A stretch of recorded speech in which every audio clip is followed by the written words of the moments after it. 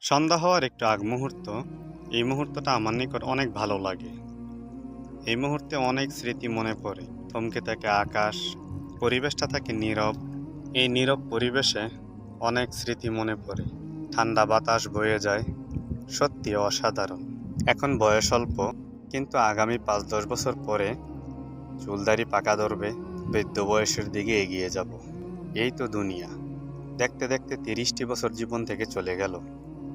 মনে হচ্ছে ওই দিন দুনিয়াতে আসছে। আপনি যে বয়সে আছেন, সময়টাকে গুরুত্ব দিন। আল্লাহর ইবাদত করুন। আপনি অল্প বয়সের হলে আল্লাহর ইবাদত করুন। আল্লাহর ইবাদতে মনোযোগ দিন।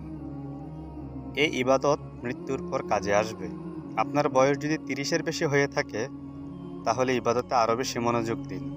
সময় থেমে থাকে না। একটি প্রবাদ আছে, time and tide wait for নান।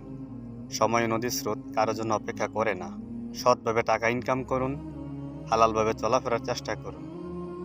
সৎভাবে চলাফেরা করলে আল্লাহ তাআলা রহমত বরকত দান করবে, নেয়ামত দান করবে ইনশাআল্লাহ। আরেকটি কথা আছে, honesty is the best policy. সততাই সর্বোত্তম পন্থা। সৎভাবে চলাফেরা করুন, অন্যকে সৎভাবে চলার উপদেশ দিন। মানুষকে ভালো উপদেশ দিলে সে যতটা ভালো কাজ করবে, আপনি তত নেকি পাবেন। মৃত্যুর পর আপনার আমলনামায় সেই নেকিগুলো দেখতে পাবেন। অথবা আপনি যদি মারা যান, ওই ব্যক্তি যদি দুনিয়াতে আপনার পরামর্শে ভালো কাজ করে, আপনার আমলনামায় নেকি জমা হবে। আর যদি খারাপ পরামর্শ দেন, আপনার আমলনামায় গুনাহ লেখা হবে। তাই মানুষকে ভালো পরামর্শ দিন, মানুষকে সৎভাবে চলার উপদেশ দিন।